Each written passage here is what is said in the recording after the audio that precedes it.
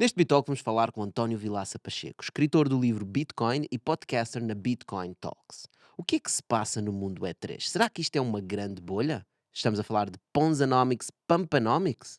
O que é que Bernie Madoff, Charles Ponzi e SBF têm em comum? O que é que o mundo Web3 aprendeu do Financial System? O Bitcoin, então, mais do que qualquer outra moeda, é uma moeda sem preferências, é um algoritmo. Não se mexe por interesses, não se mexe porque quer fazer isto ou aquilo, não tem vontade própria. Estás a falar na manipulação. Eu acho que é intrínseco da da forma utilização. como os seres humanos funcionam, não é? E depois Claro. isso reflete-se numa moeda que é neutra, digamos assim, reflete-se aquilo que os seres humanos colocam na moeda. Claro, mas desse ponto de vista, o Bitcoin é menos manipulável do Será?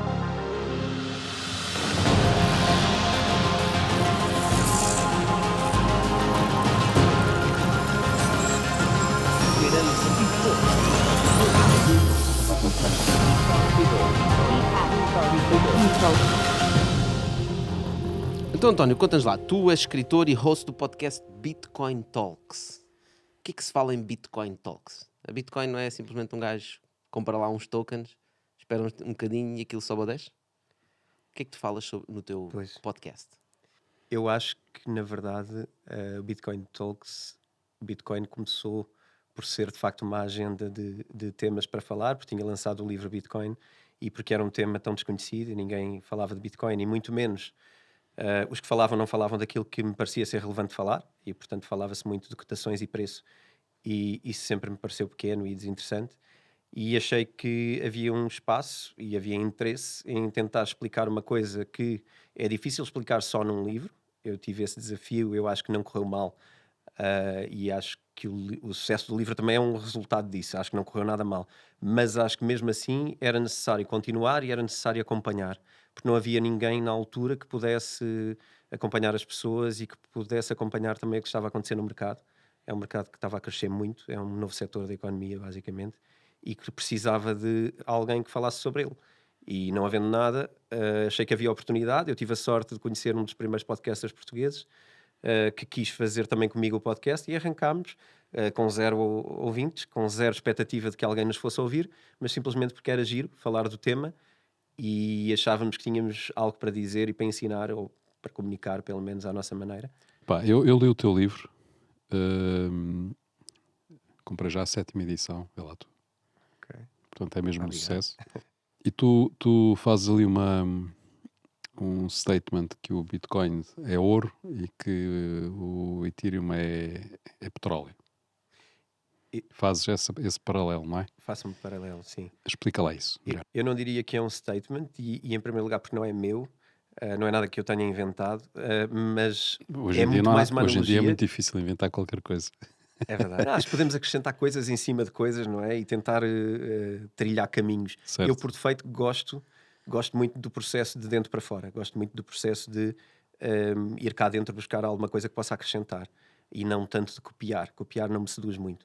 Mas esta analogia, por acaso, não é minha, mas foi uma das melhores que eu apanhei na altura, e estamos a falar de 2018, e que hoje ainda uso para definir coisas que são muito diferentes. E eu acho que há uma grande diferença entre as funções, eu acho não, existe esta diferença entre as funções de uma moeda como a Bitcoin ou como o Ethereum, que têm objetivos e funcionalidades completamente diferentes, e quando tentamos espelhar isso na nossa sociedade e naquilo que nós conhecemos no dia a dia, é muito mais fácil usarmos imagens de coisas que nos são familiares. E se nós pensarmos que no Ethereum é algo que carrega coisas e que leva coisas a acontecerem, portanto é mais um combustível. Aliás, a unidade do Ethereum chama-se gas. Portanto, também até virá originalmente dos próprios, não é? Do Vitalik, eventualmente já vinha com esta ideia. Bitcoin, muito mais associado a uma reserva de valor, e basicamente vem daí a analogia de que o Ethereum faz acontecerem coisas, é uma rede onde coisas acontecem, é um combustível para a economia acontecer lá dentro. Bitcoin é muito mais a Bitcoin surge muito mais com uma ideia financeira por trás, com uma Como uma ideia reserva, não é? de moeda alternativa, uma moeda que é uma reserva de valor. Mas moeda ou reserva de valor? Porque o ouro também não é moeda, não é? Podíamos falar muito tempo sobre isto e se calhar não íamos chegar a um grande lugar, porque na verdade, na história, muita gente gosta de definir que moeda não tem nada a ver com reserva de valor, e eu gostava de Sim, desafiar primeiro isso, de pagava-se, questionar as isso. moedas eram de ouro no início, não é? as moedas eram de ouro E e depois de outras passavam a coisas, sim. estar identificadas também com A única massas função e da com... moeda na sociedade é ser uma reserva de valor. E é nós trabalharmos hoje, recebermos uma moeda para usar o nosso trabalho amanhã para comprar alguma coisa. Portanto, a ideia de queremos dissociar reserva de valor da moeda parece-me interessante para algumas pessoas no mercado, mas parece-me um bocado perversa para o povo que usa moeda, que poupa moeda para usar no futuro e que depois vê a sua moeda dissociada de uma reserva de valor, onde de repente chegamos a uma idade mais avançada e a nossa reserva de valor se calhar era só moeda. Epá, eu acho que estás a levantar um tema muito interessante. Porque tu associaste a moeda a trabalho. Ahm, associaste a moeda a trabalho, eu costumo associar a moeda a tempo. Uhum. Porque tem a ver com o tempo de trabalho. Ou seja, tu trocas o teu tempo, o tempo que estás a fazer alguma coisa, por moeda, por essa reserva de valor. Portanto, e essa poupança que estás a dizer é nós estarmos a guardar tempo para depois, não é? Sim. Muitas vezes as pessoas, quando chegam para depois já não têm tempo para o tempo. O tempo para gastar o tempo que foi-se. acumularam. Exatamente. Pensam que depois quando for para a reforma vou viajar e vou fazer não sei o quê, vou fazer não sei quantos. E depois quando lá chegam, enfim, tudo aquilo que acumularem em termos de tempo, ardeu. Mas depois podem usar esse tempo acumulado para comprar um caixão bonito. Podem. Macabra. Mas já não são eles Ideia macabra. mas já não são eles a decidir, não é? Certo. A não ser que queiram decidir comprar os caixões Mas é antes verdade. e guardar. É a noção de estarmos talvez a adiar demasiado a nossa felicidade, não é? Pois, Sim. mas eu ainda queria acrescentar aí outra coisa, é que hoje em dia tu associaste ao trabalho, eu associei ao tempo, mas a maior parte da moeda disponível é a especulação. Portanto, não é resultado nem de trabalho, nem de tempo, é resultado de especulação, pura e simples, não é? Estás a falar de dinheiro em geral e nem Do sequer estás a dinheiro em falar geral, de nem cripto. sequer estou a falar de cripto. A cripto é só apenas o reflexo dessa realidade que Exatamente. existe no resto do Exatamente. mundo, não é? São instrumentos que são reflexos daquilo que nós, humanos, não é? Queremos criar nas coisas que usamos, não é? À partida, muitas destas coisas são neutras. São neutras, não têm preferências. A Bitcoin, então, mais do que qualquer outra moeda, é uma moeda sem preferências, é um algoritmo. Não se mexe por interesses, não se mexe porque quer fazer isto ou aquilo, não tem vontade própria. O que acontece é que nós, com as nossas fraquezas humanas, tendemos a usar os instrumentos de uma maneira que nos pode interessar e normalmente de uma maneira que a mim me diz muito pouco. Estás a dizer manipular. Estás a falar na manipulação. Eu acho que é intrínseco da da forma utilização. como os seres humanos funcionam, não é? E depois Claro. isso reflete-se numa moeda que é neutra, digamos assim. Refletem-se Sim. aquilo que os seres humanos colocam na moeda. Claro, Sim. mas desse ponto de vista, o Bitcoin é menos manipulável do que a moeda, Sim. do que a moeda Será? normal. digamos Será? assim. Sim, porque tu à partida, tudo o que significa política monetária não é nada mais senão manipulação com a moeda. Ou seja, dos governos usarem a moeda para perseguir uma determinada política.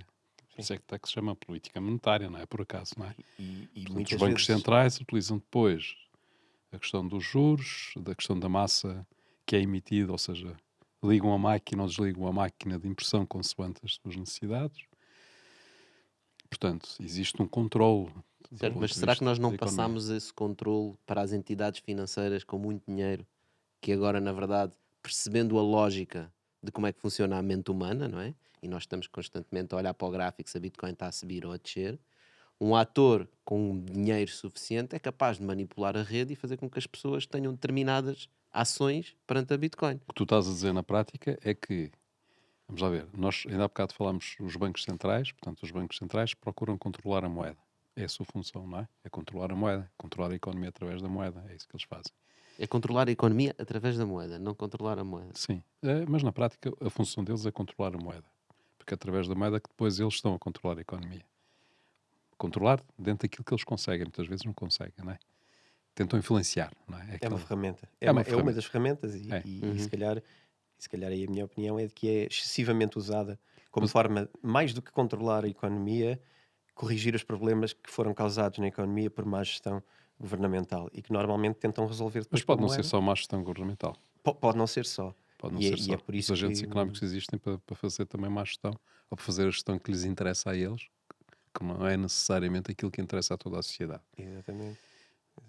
Mas aí o que eu estava a querer perseguir é a maior entidade a esse nível, para além do Banco Central Europeu, que só controla a parte europeia, é a Reserva Federal Norte-Americana, não é?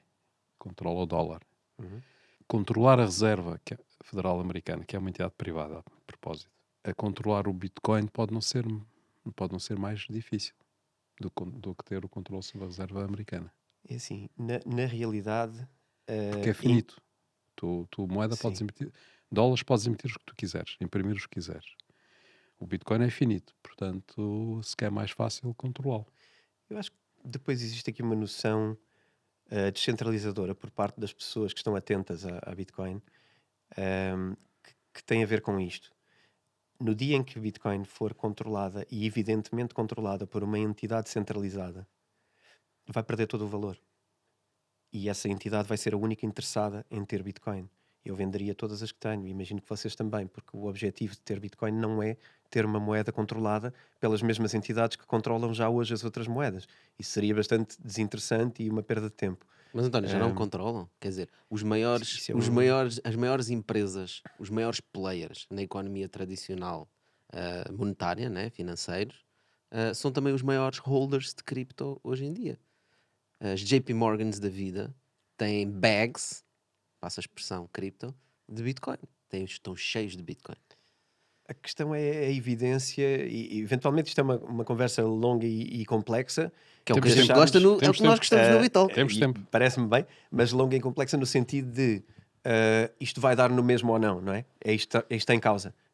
Vamos ou não ver a Bitcoin ser absorvida pelo sistema legacy, que é os chamados bancos tradicionais e o mercado Eu tradicional. acho que não vai ser, como tu estavas a dizer e bem, porque nunca vai se tornar centralizada, porque a sua natureza é descentralizada. Mas é descentralizada a Mas, natureza da moeda, não do controle. exatamente, ou seja, o controle é que se pode tornar centralizado pelos mesmos players. Ou seja, quando o Satoshi Nakamoto, ou seja quem for, foi a pessoa que inventou a Bitcoin, ou que escreveu o primeiro white paper, o primeiro documento a descrever a Bitcoin, isso nasceu da crise do subprime de 2008. Sim. Não foi? Foi quando nós vimos que os bancos são super grandes, eles controlam a economia toda, they are too big to fail, são demasiado grandes para a gente os poder deixar morrer, e quando eles têm problemas e fazem as aldrabices todas que fizeram, que foi o que eles fizeram, Nós salvamos-los. nós vamos lá e despejamos dinheiro para os salvar. E portanto, o Satoshi Nakamoto disse: isto não faz sentido nenhum, nós temos que ter algum género de currency, de moeda, na altura acho que ele chamou mesmo moeda, era a ideia dele, que seja descentralizada e não seja controlada por nenhum organismo central. Sim. Eu acho que onde a nossa conversa está a levar agora é que isso começou assim, os primeiros geeks começaram a instalar os nodes de Bitcoin, portanto os nós da rede, para começarem a minar Bitcoin e a receberem rewards da rede. E à medida que isto foi evoluindo e cada vez mais pessoas foram entrando na rede de Bitcoin, o preço da Bitcoin foi subindo, e os players que gerem muito dinheiro começaram a olhar para a Bitcoin e dizer: está ali valor. Está ali uma oportunidade de ganhar dinheiro. Exatamente. Não interessa o valor. Não é valor, exatamente. Obrigado por corrigir. Como é que eu entro no jogo? E começaram eles próprios também a entrar na Bitcoin. E o que vai acontecer é, não sei, mas o que eu sinto que começa a acontecer é, eles têm tanto dinheiro que eles começam a entrar na rede Bitcoin, começam a comprar Bitcoin, e as pessoas, nós, os retail investors, passamos a ser baratas no meio do sistema deles. Eu faria um percurso, em primeiro lugar, não foi... Há aqui uns atalhos na história. Há o atalho do Conta. não acreditar que vai funcionar, do tentar mandar abaixo e destruir e difamar, que ainda hoje continua a acontecer. E depois sim uma tentativa de controle com regulamentação, que é o que hoje está a acontecer, com a criação dos futuros e etc. nos mercados americanos, onde não deixam criar futuros spot, que é uma das coisas mais engraçadas sobre a Bitcoin. Explica só o que é isso. A minha ideia também de fazer esta história era um bocado para resumir, para quem nos estiver a acompanhar, Então, não ser um degen. na verdade, futuros sobre um ativo pressupõem a posse desse ativo pela parte de quem lança o futuro, não é? Há uma entidade que decide criar futuros sobre o petróleo, e isto pressupõe que essa entidade vai comprar petróleo real, armazená-lo e vendê-lo em formato de ETF, por exemplo. E o que acontece no caso da Bitcoin... Desculpa, posso só dar o exemplo prático disso. Portanto, no fundo estás a dizer eu vou, compro um barril de petróleo, não é? A $100, coloco, guardo num cofre, e depois vou ter contigo aqui com o José e digo: olha, tenho aqui petróleo, quero-vos vender os futuros. e vendo-vos a um preço de 120, por exemplo. Não é? Uhum. E portanto eu estou a ganhar 20, vocês Eu- estão a comprar um Eu futuro. acho que podes não ter petróleo nenhum, pá. Podes simplesmente fazer uma aposta no preço do petróleo mas- daqui a não sei quanto Mas tempo. alguém tem que o ter, Alguém tem que o historicamente. comprar. Ou Alguém melhor, tem que alguém tem que o- pôr o dinheiro, não é? É isso que estás a dizer. Certo. O que acontece no caso dos futuros que existem hoje, não na Bolsa principal, mas na Bolsa de Chicago, é que permitiram-se os ETFs que não são spot, portanto não obrigam. Quem lança estes ETFs tem uma mera simbologia do preço da Bitcoin. Não tem que necessariamente comprar Bitcoin. E é aqui, e eu nessa altura fiz logo, isso apareceu em vários episódios, mas há um episódio especificamente dedicado a isto, onde eu falo sobre o quanto isto mexe, por exemplo, no preço da Bitcoin. Porque imagina, tu tens uma quantidade de instituições que não pode comprar Bitcoin porque ela não tem legal trend, não tem exatamente uma legislação transparente o suficiente para que uma empresa americana possa comprar Bitcoin diretamente. Isto acontecia, pronto, agora será diferente, na altura isto era mais complicado, mas ainda hoje, por exemplo, um trust fund americano não pode comprar Bitcoin, tem que comprar um derivado. E por isso é que existem coisas como a Greyhawk e outras coisas do género que conseguem comprar Bitcoin e depois vender aos trust funds um ETF parecido, que é um símbolo de Bitcoin. Ao nós lançarmos um No futuro... fundo, um produto financeiro que está indexado ao preço da Bitcoin. Não é? Exatamente. E É, no pá, os caso, mercados adoram tanto produtos financeiros. Foi a razão das no caso do que Hã? existe, aquilo que Adoro. existe hoje nos Estados Unidos, e não há nenhum ETF spot, que é um ETF verdadeiramente sobre o preço da Bitcoin e pela compra da posse de Bitcoin, ou seja, onde a pessoa que vende o ETF tem que comprar Bitcoin. Não existe hoje nos Estados Unidos, existe no Canadá, existe acho que na Austrália, nos Estados Unidos não há, porque são todos recusados constantemente e são lançados pelas maiores casas de ETFs do mundo, que estão constantemente a tentar aprovar um ETF spot. Não existe nenhum, e parece-me aqui óbvio que, existindo, temos um cenário engraçado, que é obrigar quem compra esse ETF de Bitcoin, que hoje compra uma coisa que não mexe com o valor de Bitcoin, mas se esse ETF de facto fosse obrigado a comprar Bitcoin spot, ou seja, no mercado, e tivesse que ter Bitcoin, aquela que é limitada, aquela que só vão existir 21 milhões, se tivesse que a comprar, o preço da Bitcoin tenderia a subir muito mais do que tende hoje. Porque hoje ninguém obriga um ETF a ter que comprar Bitcoin real para poder vender Bitcoin em ETF. Não sei se isto... Eu percebo o que estás a dizer. Também tem o outro lado da moeda, que é se Moeda? todos. Do outro lado da moeda. Da moeda. Grande piada. Que se toda a gente vender o ETF, o preço da Bitcoin também não é impactado. Sim, mas eu não sei se é por esse motivo que... Não estou a dizer que é. Estou a dizer, tem sempre um lado e outro, né? Sim, sim, que é mas engraçado. seria o mercado real, não é? A verdade sobre a Bitcoin é esta: é uma moeda que sobe com a procura e desce com a oferta, não é? Quanto mais oferta existe, mais cai o preço, como qualquer ação, como qualquer bem no mundo, como este microfone, como esta mesa, qualquer nossa coisa, frigideira. esta frigideira, qualquer coisa sobe de valor conforme a procura é muita e a oferta é pouca. Não é? Se há muita gente a oferecer dinheiro por esta mesa, assim como há no colecionismo, o colecionismo é uma das formas mais fáceis de colocar isto, muita procura por um bem único, sobe o preço.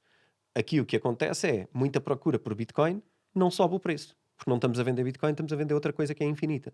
Uhum. Olha, então, já que estamos a falar na questão da procura, até que ponto é que as pessoas que criticam a Bitcoin, que dizem que é um Ponzi scheme, portanto um esquema Ponzi, não terão razão no facto de ser uma bolha? Ou seja, dar um exemplo prático. Na verdade, quando tu estás a comprar Bitcoin, tu estás a fazer uma reserva, como nós temos, não é? Portanto, eu tenho euros, vamos pôr o nosso mundo hoje. Eu tenho euros, eu compro Bitcoin a $1000. Não é? Quando eu quiser vender a Bitcoin, eu quero ganhar dinheiro. Portanto, A eu vou querer $1000? vender. Estou a pôr um exemplo. Que eu vou querer vender a Bitcoin a 5 ou 10 mil dólares. Isso significa que alguém vai ter que entrar na rede e colocar euros para uma Bitcoin a 5, 10 mil dólares. A seguir, essa pessoa também quer vender as Bitcoins, mas também não quer perder dinheiro. E, portanto, só vai vender a Bitcoin por 20 mil dólares. Isso significa que alguém tem que entrar na rede a pagar uma Bitcoin a 20 mil dólares. E esse vende e quer vender a 50 mil dólares. E 100 mil dólares. E, portanto, isto, na verdade, o preço da Bitcoin vai subindo, mas tu tens sempre que convencer alguém a entrar a um preço superior ao teu. Isto é um bocado de definição de Ponzinomics, não é? De esquemas Ponzi.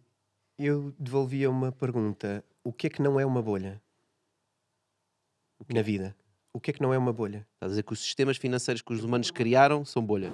O António diz que há bolhas em todo o lado, mas onde vais ficar mesmo com uma bolha é nesse dedo que carregares no botão de subscribe. Queremos aumentar a comunidade do Bitalk e para isso contamos contigo. Qual é o mercado que não é uma bolha e cuja premissa não é uma bolha por trás. Neste sentido, de bolha neste Tu sentido. estás a dizer é que a expectativa da pessoa é que seja uma bolha. A expectativa, A que todos expectativa é que fazemos valorize muito, não é? Que em valorize. qualquer investimento na vida. Qualquer investimento que fazemos na vida, a expectativa é de conseguir vendê-lo com proveito, com lucro. E, portanto, eu não vejo que isto seja diferente de uma ação qualquer que ela seja, da Tesla, de qualquer ação de qualquer empresa. Quem compra espera ganhar dinheiro com isso. Quem investe num negócio espera ganhar dinheiro com esse negócio. Criamos uma empresa, esperamos ganhar dinheiro com essa empresa, que ela cresça. Mas no esquema Ponzi tu também esperas ganhar dinheiro, é esse o Eu acho objetivo. que o esquema problema Ponzi, é que chega ao momento em que já não há mais pessoas para entrar no esquema e aquilo desmorona-se sim, tudo. mas não é? eu acho que o problema do esquema Ponzi e a definição do esquema, eu acho que isto é um problema de português. Ok. Porque o problema do esquema Ponzi não é esperar ganhar dinheiro. Porque nós criamos negócios, vocês criam negócios. O nosso objetivo é, de facto, lucrar com a operação. E, de facto, amanhã termos mais do que temos hoje. Portanto, eu não vejo que isto seja Ponzi. Senão íamos dizer um empresário é um esquema Ponzi sempre. Não é? Eu acho que o problema aqui é o lado negativo. Existe ou não algum valor por trás disto? E eu acho que esta é a pergunta que ninguém quer fazer quando te chama esquema Ponzi. A conversa com estas pessoas nunca chega ao ponto do ok, mas a tua casa, o teu imóvel, é ou não uma bolha? Ah, não, porque tem um valor por trás, não é? Eu posso viver na nela. casa. Exatamente. Então, o que é que eu posso fazer com Bitcoin? E eu acho que estas conversas é que interessam. Mas no esquema Ponzi, o que significa é as pessoas que estão a entrar na rede Ponzi estão a ganhar não pelo produto em si, que o esquema Ponzi está montado em cima, mas porque outras pessoas estão a entrar e a pôr dinheiro. Tu não estás a ganhar Tu estás dinheiro a por dizer nada que é porque produtivo. Tu estás a ganhar dinheiro de outras pessoas que estão a Porque é meter. claramente especulativo, é isso que estás a dizer. Ou Né, seja, o teu objetivo é especulativo. Tu estás a jogar na especulação de que aquilo suba. Mas isso Não, tu estás a jogar porque... E tu só podes ganhar se tu convenceres outras pessoas a jogar. Mas podes não ser tu a convencer. O próprio facto de tu estás a puxar o ativo para cima, tu já estás a convencer os outros. Portanto, quando as pessoas veem que as coisas estão a subir eu acho e que que não existe param de aqui uma subir, investe. noção em falta. Senão temos que dizer que todas as ações no mercado são um esquema Ponzi, é isso? Não, não, porque no mercado esse mecanismo é utilizado para angariar dinheiro. Portanto, um IPO de uma empresa serve para uma empresa angariar dinheiro para fazer exit aos investidores que lá estão, etc. Certo, Se tu mas fores dono de uma ação de uma empresa, sou dono de ações em empresas que não estão na bolsa, não é? E eu retiro um valor dessa empresa, se a empresa tiver negócio, vamos supor que tem, e tem lucro no final do ano. Eu, por ser dono de 20% dessa empresa, eu vou receber 20% do lucro que essa empresa gerar nesse ano. Num esquema Ponzi, eu só vou receber lucro se eu convencer outras pessoas a entrar no jogo. Se eu não convencer ninguém a entrar no jogo, sim. o meu dinheiro vale bola. O esquema Ponzi veio de um nome de uma pessoa que criou um esquema que depois ficou com o nome dele, Exato. onde basicamente não havia nada por trás. Não sei se vocês conhecem a história, mas basicamente... Não conheço o detalhe, mas sei que o gajo também se chamava Ponzi. ele Qualquer chamava-se coisa Ponzi, Ponzi. e foi assim que ficou o nome dele associado ao processo. O processo é que não havia nada por trás. E aqui parece-me que o problema está na forma como usamos as palavras e na forma como queremos ou não analisar profundamente Mas o é tema. exatamente aquilo que estás Porque a chegar. repara, eu por não exemplo, tenho certeza exatamente. disso. Repara, Acho que isto deve ser É esclarecido. que tu, quando porque- falas numa empresa, em princípio, uma empresa tem que gerar valor.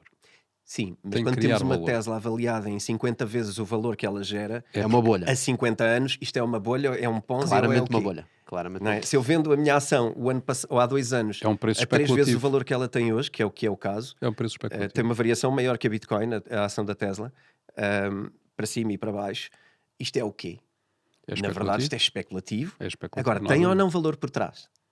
Tem um Alguns valor, acham que sim, outros que não, mas- tem uma expectativa de valor. Tem uma expectativa de valor. O mesmo, Geração de valor real no futuro. certo. E Não é? aqui a Bitcoin tem Pode estar uma inflacionado. expectativa, na minha perspectiva, obviamente, e cada um é livre de achar que sim ou que não. Eu não acho que toda a gente tenha ou deva comprar Bitcoin. Eu acho que isto é algo que as pessoas devem pensar se faz sentido ou não para a sua vida.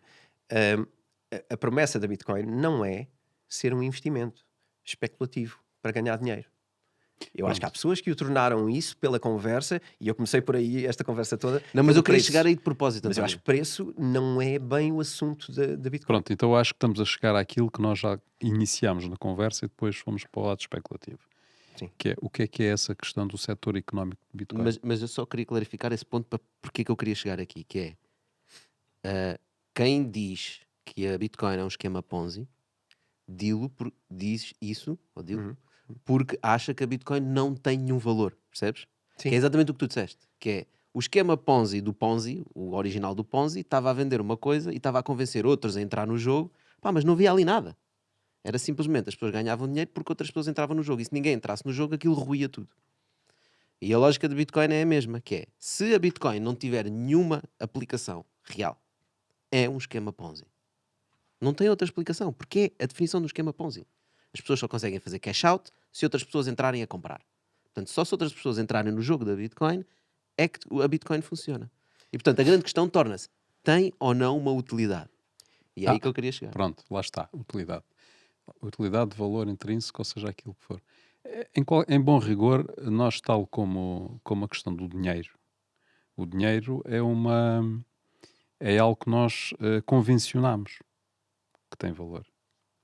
É aceito por todos de que... Porque todos nós aceitam. convencionamos que aqueles papelinhos verdes têm um determinado valor, que é o valor facial que lá está escrito. Aquilo, o papel em si não vale nada. Está lá a dizer $20 ou está $100, e é esse o valor que a gente diz que aquilo tem. Sabes? Os mais antigos, não é? Sim. Faziam a mesma coisa com conchas. Diziam que as conchas, cada concha valia não sei o quê, não é? Portanto, e era assim que depois faziam que é- comércio. que é Parece que as giro. primeiras moedas eram conchas. Portanto, e nós também no Bitcoin convencionamos, aquilo é uma coisa eletrónica, como a gente... É uma coisa eletrónica, não é? Portanto, é ainda mais abstrata. Nem sequer é um papel. Nem concha, nem um papel é. Portanto, a gente nem consegue visualizá-lo.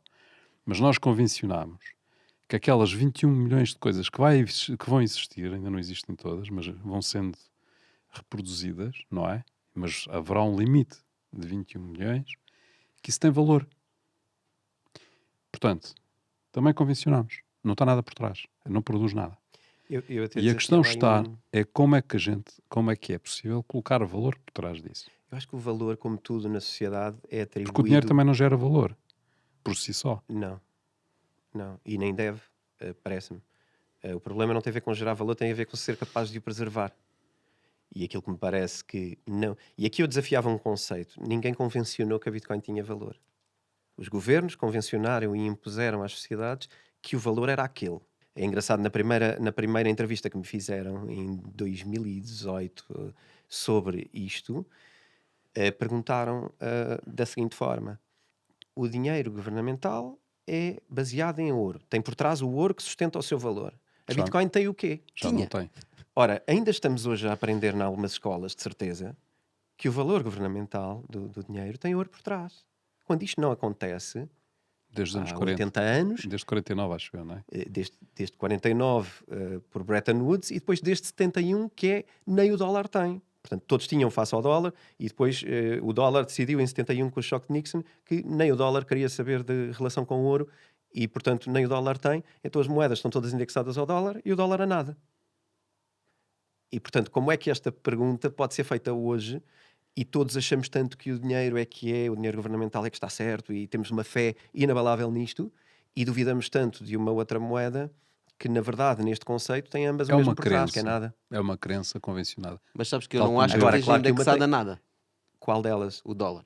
Eu acho que nenhuma delas está indexada a nada. Não, eu acho que eu o acho que dólar ambas está têm- indexado a algo. Eu também acho que sim. A violência de Estado. Eu não ia radicalizar a conversa, mas Não, mas- é simples. Sim, sim, Os Estados são formados pela força, pela Sim, lei sim. da força. sim, E o dólar está indexado ao poderio militar americano. Ponto. sim. Aliás, não é Enquanto por for acaso. o império líder, sim. Exatamente. Sim. E portanto a força e a violência dos Estados é o que permite o controle sobre as pessoas. Era assim na história. E a moeda é esse E, controle. portanto- Não é por acaso que quando alguém dominava a sua época, os romanos tinham a sua moeda. É por violência de Estado. Tu queres dizer que é por causa disso que o rublo se valorizou no último ano, desde que começou a guerra? A Também. Reserva Mundial, Também. a Reserva Mundial tradicionalmente é hoje o dólar, não é? Nos últimos muitos anos. E é desde que duas coisas fundamentais. O poder militar americano é o maior poder militar mundial e outra coisa, o comércio internacional global é feito em fundamentalmente dólares. americano e eles são líderes. Coisa que agora é giro porque tudo isto mexe. Começou pelos petrodólares. Até se chamavam petrodólar. Petrodólares. Tudo isto mexe agora porque temos neste momento a China a desafiar o poder militar americano e o geopolítico no sentido em que a China já consegue ter um comércio global aproximado em percentagem do comércio americano. E portanto a expectativa será ver o que é que acontece para a frente, porque eventualmente a Reserva Mundial Porque isto, o poder que sustenta o dólar é também outra coisa. São todos os outros países do mundo com reservas em dólar, porque é a moeda mundial, é o Certo, valor de mas já há reserva muitos países que mundial. estão a passar para comércio nas moedas próprias, E a não é? reserva mundial é essa porque traz segurança. No entanto, o Aliás, único país... houve um acordo recente Sim. da China com a Arábia Saudita, não é? Para comprar petróleo em yuanes. Sim. E a própria Europa, para muito desagrado e logo com ameaças dos Estados Unidos, também estava a negociar alguns contratos com compra de petróleo em euros, o que resultou em guerras há uns anos atrás, nomeadamente no Iraque.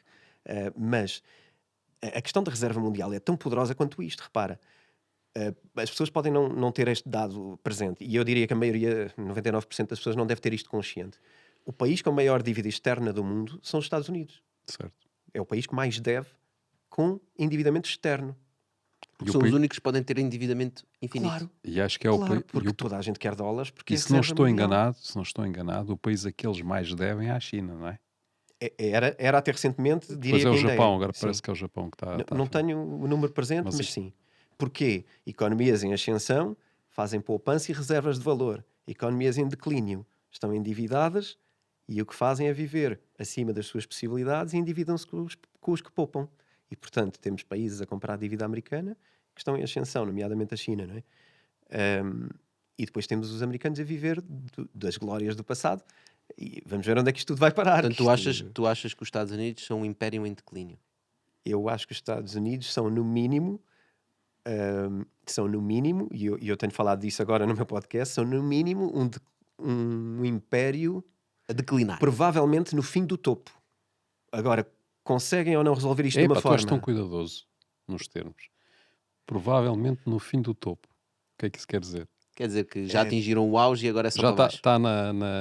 nas águas, ali mesmo. Eu diria que se não está em declínio, No pico. porque repara, o declínio depois é marcado por algumas coisas, nomeadamente conflitos internos, conflitos externos e etc. Mas principalmente os internos. Problemas de inflação, problemas de quererem aumentar taxas sobre os ricos e sobre quem ganha mais, problemas de deslocações internas que nós vemos acontecerem nos Estados Unidos, da Califórnia para o Texas, da Califórnia para Miami. Porquê? Por causa da tributação. E isto é claramente sinais que nos últimos 500 ou 1000 anos de história sempre aconteceram assim e sempre significaram o declínio do Império. E, portanto, eu diria que se não for o declínio, há aqui uma inovação espetacular que os Estados Unidos conseguiram criar. Tu já leste aquele livro, acho que é do Ray Dalio, não é? Porque falham as nações, se não me engano, acho que é assim. Nós somos a editora do Ray Dalio em Portugal, portanto, é? sim. sim. Ok, Sim. e ele Sim. fala exatamente disso. Ele faz uma análise, acho que são 5 impérios, se não me engano. Sim, Ao isso longo é na das- nova ordem mundial. Ok, é isso mesmo. É, exatamente. Que não é do Ray Dalio. É do Ray Dalio, sim. E então ele faz uma O análise. outro é que não é do Rei Exato. O outro também é. São dois, os nomes são muito parecidos, outro também tende a confundir. Mas pronto, ele faz uma análise dos 5 impérios, de 5 impérios muito grandes que houve na história da humanidade, não é? Classifica os impérios em vários pontos, portanto, nível de educação, conflito interno, como estavas a falar, força da moeda, comércio, portanto, uma data de pontos, e vai ver como é que os números batem, como é que evoluem ao longo da subida do império, do topo e da queda do império. E quando olha para os números dos Estados Unidos, para o Império Americano, ele já não está no topo do declínio, já está a declinar, já está no primeiro terço de declínio, digamos assim, não é? E é muito interessante ver, e o que eu percebi que tu estavas a dizer é, a grande questão está se eles conseguem inverter essa situação, Sim, não é? sim. Mas a verdade é que os últimos 4 impérios não o conseguiram fazer. Não, e na história também não há muitos casos onde o tenham feito sem grande violência. Guerras muito significativas. E eu tenho feito alguns alarmes nesse sentido. Eu não gosto de criar o caos nem ser muito apocalíptico, mas às vezes é um bocado inevitável. Quando eu digo ser criativo, é porque normalmente na história estas coisas não se desenvolveram nem de uma forma muito pacífica, nem foi possível manter o Império a liderar. Porque historicamente é impossível. Nada na natureza se mantém na liderança para sempre, não é? É tudo cíclico. O que nós vemos é que é tudo cíclico. O dia é cíclico. O sol, a lua, as marés.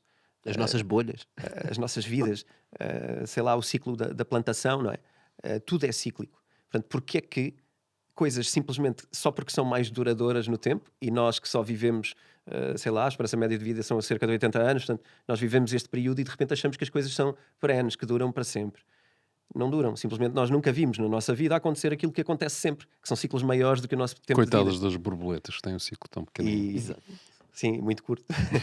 E portanto eu acho que tem a ver com isso. Nós não estamos a ver como é que o filme vai acontecer, mas a história mostra claramente que é quase inevitável que assim seja. Nós temos a visão assim e devíamos ter uma visão do mundo mais aberta para conseguirmos perceber Eu acho que as lógicas que estão a acontecer e perceber que certas coisas que nós O que é vemos muito difícil hoje em dia, são porque nada mais que um. toda a lógica da comunicação tem sido em estreitar e não em alargar o leque de conhecimento, não é? O que nós vemos são estas narrativas que repetem, aprofundam, não se sai dali. É aquela escandaleira todo o dia, não se sai dali, e isto faz as pessoas terem uma visão curta e estarem numa narrativa que é como uma telenovela e que aquilo é cíclico, é tóxico e que não deixa as pessoas sequer olharem para o lado. Até que ponto é que queremos mesmo que toda a gente Saiba. Pensar. saiba tudo e esteja mesmo muito informada? Acho que era bom pôr isto em causa. Não gosto de ser muito teoria da conspiração, que é uma etiqueta que eu rejeito sempre, porque acho que quando pomos uma etiqueta numa pessoa estamos logo a terminar a conversa, mas acho que era importante perceber que há muita gente e a quem interessa que nós fiquemos focados naquilo que é um limite mais curto de abrangência. Não é? Estás a dizer que é por isso que espetamos novelas noite e dia nos canais, que é para o pessoal e metemos o Bitoque só no YouTube e no canal Q, porque no horário prime nobre da RTP, SIC e TVI tem que passar em novelas. Pois, se calhar podíamos começar pela comunicação e pensar qual é que é o protagonismo que estes programas que nós fazemos têm na comunicação geral. Conseguimos ou não ter uma conversa profunda? Porque aquilo que eu mais ouço é pessoas que têm dificuldade em hoje nutrir conversas profundas com alguém que seja. O perigo disso é que, tal como a natureza encontra sempre o seu caminho, não é? Estas situações de tentativa de controle da opinião pública têm, às vezes, resultados inesperados. E os resultados inesperados, provavelmente, pode ser que determinadas forças políticas menos bem intencionadas, mas muito populistas, acabem por aproveitar essa ignorância e mobilizar as pessoas para fins que a gente não gosta, que ninguém gosta. E que os próprios detentores do poder não vão gostar do resultado. É uma panela de pressão que depois, O que normalmente, destruiu estoura Roma, pela o que popularidade. destruiu Roma foram os bárbaros, não é? Em última instância. Dizem. Mas não foram os bárbaros que destruíram Roma, como nós sabemos, não é? Portanto, acabaram por dar a última machadada, não é? Portanto, Quem é que destruiu Roma? Foi Roma que se destruiu a si própria. foi Roma que se destruiu a si próprio. Faz parte lá do ciclo, do Dos tal impérios, ciclo né? dos É impérios. um dos impérios que se fala É. no livro. Sim. Portanto, eu acho que nós corremos esse risco, não há dúvida. Sim, mas esta questão da. Há aqui, mais uma vez, dois lados da moeda que também são interessantes, que é, por um lado, nós não temos estas conversas e não falamos sobre isto e as pessoas não têm capacidade de analisar estes temas e pensar sobre estes temas. E simplesmente é mais fácil, epá, é cansativo. Pá, pensar sobre tu próprio disseste, epá, vai haver uma grande guerra e o império vai cair, quer dizer, e toda a vida, toda a nossa vida, todas aquelas coisas que são importantes para nós no nosso dia a dia perdem todo o significado, perdem toda a importância, né? No meio de uma guerra, o que interessa é sobreviver. Já dizia o Naval, uma pessoa saudável quer 1000 coisas, uma pessoa doente só quer uma, quer ficar boa. Né? E a mesma coisa acontece na guerra. Se acontece uma guerra, tu queres acabar com aquilo e queres é viver bem. E portanto, até que ponto é que controlar esse sentimento não é positivo para a nossa sociedade? E não estaríamos ainda mais deprimidos se estivéssemos a pensar Sim, nesses eu temas acho e é mais fácil ver a novela. Acho que aí divides a sociedade em dois tipos de pessoas: os que preferem viver na ignorância e os que preferem saber para onde vão, para poder eventualmente fazer alguma coisa em relação a isso, não é? Eu especialmente acho interessante nós não sermos surpreendidos, porque acho que é aí que podemos ter a maior dificuldade. Apesar de podermos. Porque repara, se vem uma dificuldade, tu queres ou não saber que ela vai chegar. E eu acho que aquilo que nós vemos hoje é as pessoas muito atrapalhadas, constantemente atrás do prejuízo. Ainda hoje tive uma conversa sobre isso, onde se constatou esse tipo de situações, que é toda a gente está cansada uma hora depois de sair de casa e já estão em dificuldade e chegam ao fim do dia e já se estão a medicar. E por isso, quando chegam a casa, preferem sentar-se a ver uma novela do que estar a pensar sobre temas X, Y, Z. Sim, Mas será que mas toda é um a ciclo, gente. não é? Mas isso que tu estás a dizer e essa forma de estar como tu imaginas para ti, achas que toda a gente quer isso? Ou seja, Acho que não. existe a frase Ignorance célebre, is bliss? ignorance is bliss, né? Portanto, a ignorância é uma bênção. E é verdade, e os próprios testes que se fizeram sobre pessoas mais inteligentes com QIs mais altos, podemos discutir se isso é inteligência ou não, mas pronto, que têm QIs mais altos, normalmente são pessoas mais infelizes. São mais infelizes porque têm mais noção de problemas. Será? Uhum. Ou seja, até que ponto é que toda a gente quer saber sobre tudo e não é melhor a gente viver com calma, no nosso dia a dia, ano a ano. Passa um dia a ver uma crise, depois logo se vê, mas ao menos os últimos 10 anos eu vivi feliz. Eu acho que existe um equilíbrio e isto tem muito a ver. Há aqui questões muito, muito complexas, nomeadamente a felicidade. Felicidade ou estar contente. Não sei do que é que estamos a falar, eventualmente podem ser coisas diferentes. Outra é o ser inteligente. Também é uma noção que eu tenho muita dificuldade com essas palavras. Aquilo que me parece lógico e que eu acho que é o grande ponto que estás a falar é com que paz interior é que vivemos. Uhum. Imaginando que tu tinhas a capacidade de saber o futuro, e aqui estou a levar para o extremo de eu estudo, eu percebo quais são as dinâmicas que acontecem no mundo, eu consigo olhar claramente para a economia, está a ir neste sentido, vai haver uma catástrofe, o Império Americano vai cair, o chinês vai tomar as Não, rédeas do mundo. simplifica as deixa-me coisas. Faz uma viagem ao futuro e já sabes tudo o que vai acontecer. Tá, mas eu quero dizer é, para não ser hipotético, é tu analisando podes com alguma certeza prever alguma coisa que vai acontecer que pode ser má, pode ser Ok. catastrófica, não é? Isso imediatamente, quer queiras, quer não, tem impacto na tua vida, não é? Tens um filho de 5 anos e sabes que daqui a 15 anos o mundo vai ser uma catástrofe. Tu sabes que quando ele tiver 20 anos está lixado, não é? E isso pode ter impacto nos próximos 15 anos da tua vida, da forma como o educas, aí entra se calhar a parte que tu pensas da preparação, não é? Mas tem um impacto psicológico na forma como tu olhas para a vida. Tu ficas estressado a pensar que algo mal vai acontecer. Nunca consigo entrar na ignorância ser uma bênção. Tu gostavas de saber o dia em que vais morrer? Não sinto que isso seja uma necessidade, não sinto que isso seja importante. Mas Isso quero. é uma boa fuga à resposta. É? É, claro. Então deixa-me pensar mais para não ser Mas porquê que achas que é uma fuga? escapista. Epá, porque tu podes, todos nós podemos ser confrontados com isso. Que é, sabemos que temos uma doença qualquer incurável e que Mas se com, é incurável, com forte probabilidade, a vida é incurável, porque a gente acaba por morrer. Sim. Ok. Mas com forte probabilidade vão-te dizer que, olha, tu tens 20 dias de vida. Recuar porque é que eu pensei assim. Porque face a um mundo catastrófico, há coisas que eu posso fazer e mudar para ter uma melhor vida dentro desse mundo catastrófico. E eu penso muito nisso e tenho pensado nos últimos anos o que é que eu quero fazer face ao mundo indo para aqui, indo para ali, indo para lá.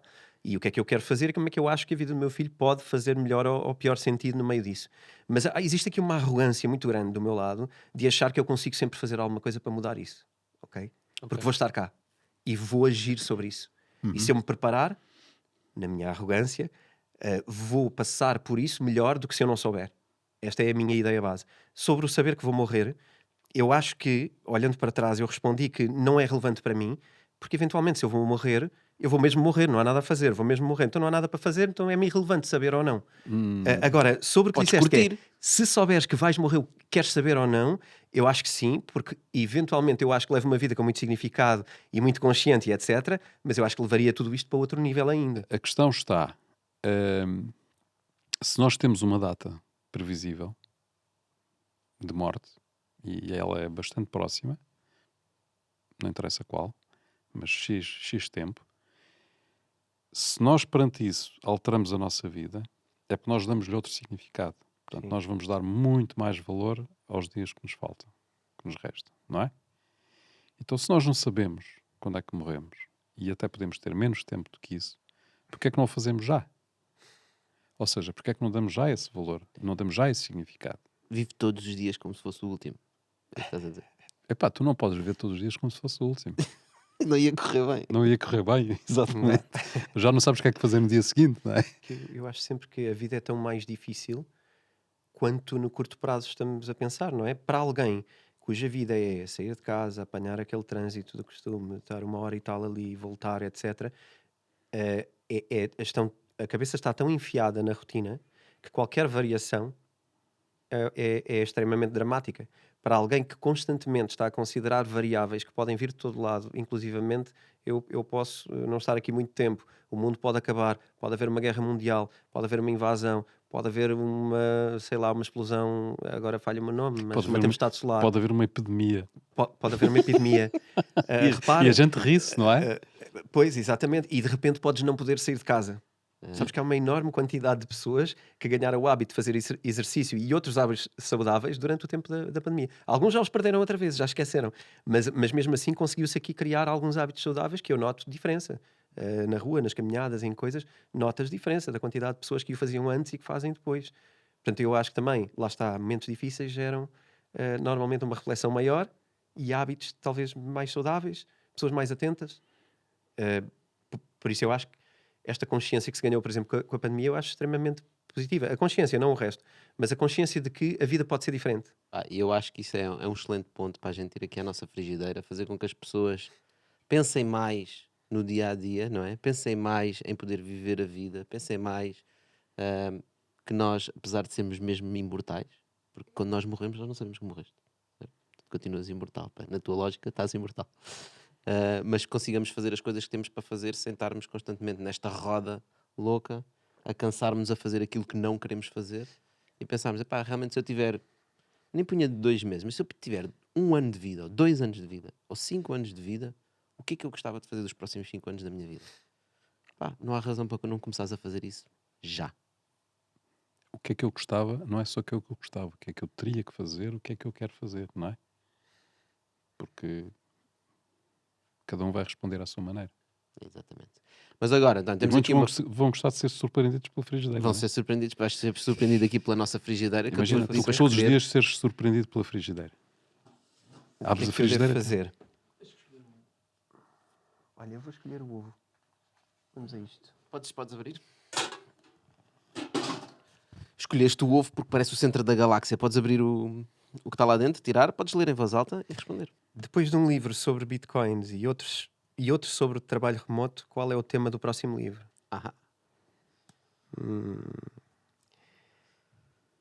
É assim, eu não me considero propriamente um escritor e pode não haver um próximo livro.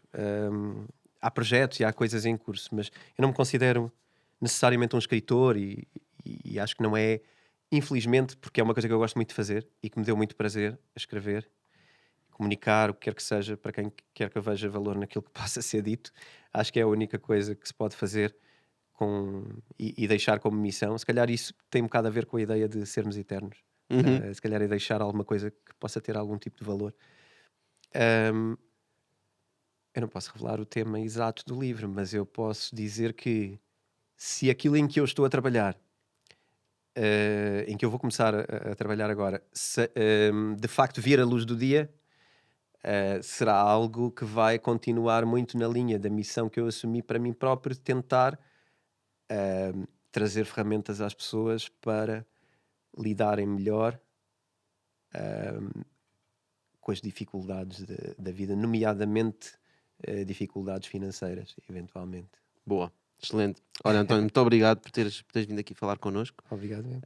Pessoal, obrigado a vocês também por estarem desse lado. Se quiserem seguir o podcast do António, Bitcoin Talks, no YouTube, não é verdade? Estejam à vontade, vão lá dar uma vista de olhos. Certeza tem boas dicas para vocês, para juntar àquelas que nós já demos aqui. E nós, já sabem, estamos nas plataformas digitais, estamos de volta para a semana. António, mais uma vez, obrigado. Obrigado, Will. António. Obrigado a todos. Gostei muito. Done. Então, de volta aqui no nosso Extended, o que é que ficaste aí a matutar depois deste episódio? No teu livro, tu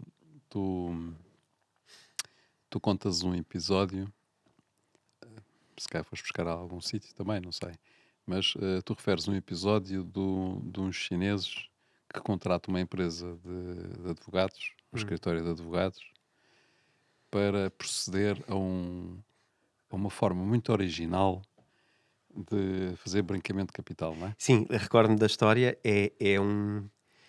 Portanto, é uma empresa chinesa que contratou um escritório de advogados para uma causa pela qual foi acusado, um processo pelo qual foi acusado, mas contrata o escritório para perder a causa. Portanto, eles dizem que vão perder 25 milhões de dólares. Exatamente. E o escritório começa a pensar, ok, então o que é que podemos fazer? E não sei o quê. E ele, não, mas vocês não estão a perceber. Nós queremos perder esta causa. Isto é feito para perder, que é para podermos pagar a multa e assim lavar o dinheiro daqui para fora. Nós perdemos 25 milhões. Nós vamos perder, nós temos um processo contra nós, vamos contratar advogados. Mas eles ainda não sabiam que havia processo. Aliás, o processo ainda não existia, nem sequer existia a empresa que iria Ainda não pô-los em existia, a tribunal. empresa não existia, o processo não existia nada. Eles queriam perder 25 milhões, basicamente. Eles queriam perder 25 milhões para outra geografia mundial, Ok. para poderem tirar o dinheiro da China, porque é um processo difícil, não é? E portanto o processo era este. Mesmo Como é que que a vamos fazer multa, isto? mesmo que a multa fosse superior a 25 milhões, então. O importante Quanto era mais- que aquele quanto capital mais, melhor. saísse. Portanto, claro que iam pagar mais pelos advogados, mais por isto e por aquilo, para criar a empresa, para criar o processo todo, não é? E para depois criar esse pagamento aos advogados, e os advogados iriam perder a causa. Portanto, o plano estava traçado, o destino era este, vai haver uma empresa que vai ser processada, este processo nós vamos perdê-lo, vocês vão perdê-lo propositadamente, e este dinheiro vai ser pago como multa para aquela outra empresa. O meu Mas eu ponto fui buscar. o meu ponto de maior é só porque nós às vezes não temos noção de vivemos onde vivemos, mas em certas geografias do mundo é difícil tu retirares dinheiro, e a China é um exemplo claro, que tu consigas retirar dinheiro que tu ganhaste nesse país, porque o governo quer controlar a quantidade de capital que sai. E nesse caso eu imagino, não sei, mas mesmo se eles tivessem 150 milhões de euros, eles estavam dispostos se calhar a pagar 50 ou 100 milhões em multas, em custos, etc., para conseguir tirar 25. Porque a alternativa era tirar zero. Não é? Mas porquê é que te lembraste disso? Pá, eu lembrei-me disso a propósito de... Não foi da Bitcoin? Não, o António, por acaso, fala nisso a propósito da Bitcoin e das fraudes da Bitcoin, porque faz a referência que o branqueamento de capitais movimentam apenas 1% de Bitcoin, não é? Acho que é o número que tu referes. Portanto, o que é muito menos do que aquilo que é processado em termos do sistema financeiro normal, em termos de fraude, em termos, sobretudo, de branqueamento de capitais. Mas é Mas, em percentagem? em percentagem, sim, sem dúvida nenhuma. E em números absolutos, então, muito Não mais. absolutos, obviamente, muito mais. Sim. Mas eu recordei-me desta história que o António refere no seu livro, mais não tanto pela questão do Bitcoin e para falar se efetivamente há mais esquemas e trafolhices no Bitcoin do que há noutros sítios, mas para ilustrar às vezes a complexidade que as pessoas colocam em esquemas, não é? Que há outros esquemas mais simples que há para resolver problemas, não é? Portanto, eles têm um problema de dinheiro e querem pôr o dinheiro cá fora. E encontraram aquele que era muito elaborado. Ou seja, nós na vida, muitas vezes, acabamos por ter uma abordagem muito complexa aos problemas e às situações que se poderiam resolver de uma forma muito mais simples, não é? Sim, as soluções também são tão mais complexas quanto o medo de falhar, não é? Ou tão mais ardilosas quanto o facto de poderem ser apanhados será ou não punitivo o suficiente para ser dramático. Eu acho que aqui a grande questão que eu na altura, o meu tema na altura foi puxado por evidenciar que fazem-se esquemas. Quem quer lavar dinheiro já está num nível de complexidade de esquemas tão profundo que não é a Bitcoin que vai facilitar nada. Aliás, pelo contrário, isso é uma grande ideia muito errada relativamente à Bitcoin. Claro que existem coisas que pode facilitar, mas é muito mais fácil lavar dinheiro. E o dinheiro que é lavado hoje em dia pelos maiores bancos do mundo, cujos processos são conhecidos, e não preciso ser eu a mencioná-los, né? Nomeadamente o HSBC, por exemplo, o maior banco do mundo, tem multas e processos atrás de processos por lavar dinheiro para todos os cartéis da droga. Isto é extremamente público, aliás, toda a gente hoje em dia tem Netflix e pode ver isso, há episódios sobre isto. Os bancos lavam dinheiro, ok? Não estou a dizer que todos os bancos lavam dinheiro, estou a dizer que as maiores instituições credibilizadas do mundo lavam dinheiro. Todos os que podem lavam. Os muito ricos lavam dinheiro. Os esquemas já estão montados no sistema financeiro tradicional. Esta agenda de querer apontar para a Bitcoin relativamente à lavagem de dinheiro, quando isto é o pão nosso de cada dia na economia tradicional, é claramente uma agenda política e financeira para derrotar uma coisa que põe em causa o poder instituído destas pessoas, não é? O sistema financeiro tem um poder instituído há umas largas centenas de anos e controla o fluxo do dinheiro. Há pouco falavas sobre o dinheiro que é físico e palpável, as notas e as moedas. O plano é acabar com isso. E, portanto, o nosso dinheiro está escrito, não está escrito publicamente, porque quando o escreverem isto é um bocado inconstitucional, mas está claro, e já foi mencionado em várias instâncias, que o dinheiro físico é um problema, é uma chatice, até a questão das pandemias vinha para o dinheiro é físico, transmissor de doenças. de doenças. Cuidado com o dinheiro físico, é melhor acabar com ele por causa das pandemias. Quando o dinheiro físico é uma das poucas formas de liberdade garantidas pela Constituição, nomeadamente. E é o Isto método vai mais, acabar. é o método mais privado que nós temos, na verdade, de troca de dinheiro, né? Aliás, em Portugal, Pois. quando alguém quer receber debaixo do tapete, recebem dinheiro. Sim, mas atenção, Ok, hoje mas- em dia já é proibido as empresas pagarem mais do que 1.000 euros ou receberem, não é?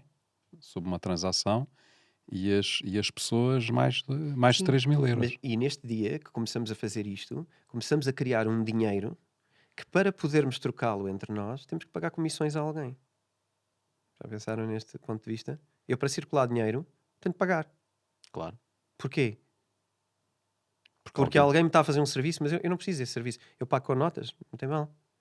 Mas não, nem é gratuito. A transferência de dinheiro não é gratuita e não vai ser, e muito menos quando não houver outra forma. Mas em criptos também não é gratuito. Em criptas não é gratuito, mas é distribuído por quem trabalha, por quem de facto mantém uma rede cuja função é aquela e que Mas também eles aí dizem que também a rede é dos bancos, portanto, e tem que pagar os salários aos bancários. é certo, mas a gas fee que se paga é transparente, é sabida de antemão e é aquela e ponto final.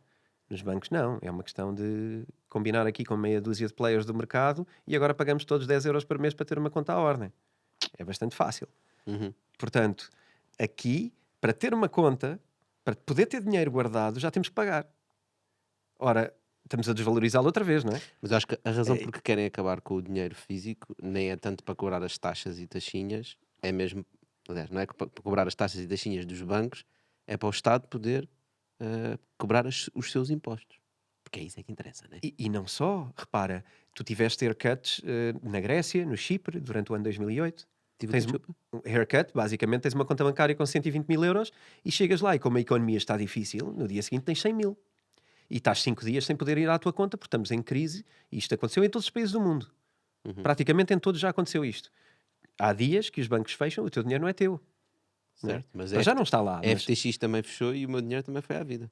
Mas aqui eu já eu fiz 45, aliás, eu fiz para aí 1 hora acerca do FTX. Quem ia para lá a achar que não era assim, não lê nem 2 linhas, não é? Tá bem, mas E também ninguém lê os contratos do banco quando entra, né? Ninguém lê nada. é certo. A Mas, questão, a questão E tem a mesmo ver que com tu a leias não regulação. adianta nada, porque não Mas vais há um- poder contestar nenhuma vírgula Sim, daquele ou contrato. vais ou não vais, né? Exato. não há uma Não, alternativa. é que o outro lado é igual. Certo. Ou vais ou não vais. Ou vais não ou há- vais. Não, ou vais ou vais. Porque não Onde? tens alternativa, tu tens de ter uma conta bancária para receber dinheiro. Se não consegues receber um salário se não tiveres uma conta bancária. Não é? Portanto, tens que abrir uma conta num banco. Tá bem. Certo. Vais ler as letras pequeninas. Vais ter que aceitar o que lá está. Se eles não te abrem conta. Há uma, Se há não uma for nesse diferença banco, que abres no outro, é igual. nas criptomoedas há uma diferença porque é assim, quando falamos no FTX não estamos a falar de Bitcoin nem criptomoedas, estamos a falar de uma instituição bancária. Centralizado, Neste caso, nem é que nem era bancária. bancária. Estamos a falar de uma casa de trading, vá, assim. Mas, para mim, o valor das criptomoedas não está minimamente nos FTX da vida. Isso tem pouco interesse, não é? Isso é pôr o dinheiro outra vez numa instituição. O FTX é um banco, é o que eu atribuo a uma entidade, não é? Que faz com o dinheiro coisas que se calhar não devia fazer e por isso é que aconteceu o que aconteceu. Os bancos também fazem isso. Eu gosto, exatamente. Portanto, eu O ponho no Banco mesmo Espírito saco. Santo desapareceu por causa disso. Não, a questão da Eu FTX acho é que é exatamente o mesmo que aconteceu quando nasceu a Bitcoin, não é? Quando os bancos implodiram, pá, a FTX não é muito diferente do Bernie Madoff e de todos aqueles bancos que foram à vida. Não, é mais um esquema. Aliás, ele vem do mesmo lado, não é? Ele era uma pessoa da alta finança dos Estados Unidos, portanto, ele não vem de nada de criptomoedas. Já tinha a escola. Ele já tinha a escola toda, ele vem desse lado. Mas quem lesse nas entrelinhas já sabia que não era para pôr lá 1 euro. Mas infelizmente conheço muita gente que meteu lá alguma coisa Mas e há muita perdeu gente alguma coisa. inteligente, ou pelo menos que já estão há muito tempo em cripto e que têm canais no YouTube, havia montes de gente. O próprio Kevin O'Leary do Shark Tank era um grande investidor na FTX. Ou seja, há muitas pessoas que supostamente são os sabidos da coisa, né? E estavam Sim. lá dentro. Pois, eu não. O Kevin O'Leary, eu gosto muito dele, ele é nosso autor também na Self, na editora Self. Nós também publicámos os livros dele em Portugal. Eu gosto muito dele para finanças pessoais, gosto muito do estilo dele, mas para criptomoedas, por amor de Deus, não tem nada para ensinar, porque ele começou há 1 ano e meio e só dizia barbaridade, não é? Portanto, ele de facto tem muito dinheiro, tem muito acesso, mas não é minimamente alguém que eu considere importante ouvir. Quando muito, ouvir por causa destes esquemas e legislação americana. Aí parece-me que sim, porque é muito mainstream. Agora, parece-me que claramente o Kevin O'Leary também diz o que diz, e caiu ou não decaiu por interesse e por investimento, não é? Porque ele investiu uma quantidade considerável e ele era pago Mas a questão para dizer bem do FTX. Portanto, o Kevin O'Leary é o Mr. Wonderful, para quem não conhece, do Shark Tank, dos Sim. Estados Unidos, e a verdade é que ele no início era completamente contra as criptomoedas, Exatamente. e depois houve ali alguma coisa que deu o snap. A questão porque eu estou a chamar o Kevin O'Leary para a conversa é, ele não era alguém que começou a investir, ele supostamente tem muita experiência em investir. Sim, já ele é vem um do- investidor profissional. É um investidor profissional que conhece o mercado, percebe as lógicas, e o investimento na FTX, como tu disseste e bem, não era bem um investimento de cripto. Aquilo era uma instituição financeira. Sim. Regulada ou não, whatever. Era uma instituição financeira. E ele, mais do que ninguém, deveria ser capaz de chegar ao pé do SBF, o founder da FTX, e dizer, pá, mostra-me os livros, mostra-me como é que isto funciona, deixa-me ver os numbers, deixa-me ver como é que isto está tudo, se isto está saudável ou não está. E não viu. What the fuck? Ninguém viu. Yeah, E esta é a tipo, parte what the gira. fuck? Ninguém Quando viu. tu começas a olhar para estes extremamente sábios investidores que lidam com milhões e que sabem, são donos da verdade, e começas a ver, mas não é só ele, investiu Não. ele e mais uns 10 do estilo dele. E Ou mais, repara, sim. é o que, e por acaso ele deu uma entrevista extremamente embaraçosa sobre como é que ele fez isto. Então, mas tu estás sempre a dizer que fazes due diligence em tudo onde investes e que és extremamente sóbrio nos investimentos. Como é que explicas isto? E ele ficou ali meio a gaguejar e a dizer: pois tens razão, é uma grande falha minha, nós fomos confiando uns nos outros, e se tu vais lá meter dinheiro também deves ter investigado, eu também. E isto é que sim, é uma bolha. Isto é uma empresa que é uma bolha, não são as criptomoedas. Aquela empresa Não, é Não. investimento nem diretor financeiro tinha. Não, desculpa lá, Como é que tu investimento fazes por isto? Só se fores o referência. SBF, mais ninguém faz isto. Antónia, é investimento por referência. É por referência. Por referência, mas Claro. a maior parte dos investimentos são feitos por referência. Ele é bem referenciado, Tu sabes disso? nem vamos É ver porque alguém contas. disse que aquilo é um bom investimento. Claro. Eu também investi e investo, tu também, não é? Aconselho-te. É assim que... Aliás, os gestores de conta dos bancos também é isso que fazem. Procuram influenciar. Isso tem aqui um investimento para si, não é? Uhum. Sim, mas a verdade é que ele também. Eu acho que a mudança que ele teve. E eu estou a usar o Kevin O'Leary e o Mr. Wonderful, eu também gosto dele. Acho que ele no Shark Tank acho piada ao gajo. Mas estou a usá-lo só como um exemplo, que Sim. é alguém que era contra aquele mundo e depois um dia virou.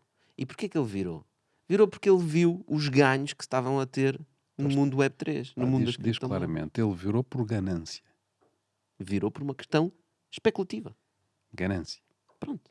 Porque o que é especulativo não é FTX, é o mercado. Cripto. Vocês já viram a quantidade de vezes que ele começou a aparecer a mais na televisão a partir do momento que começou a fingir ou a dar a entender que era entendido nesta matéria?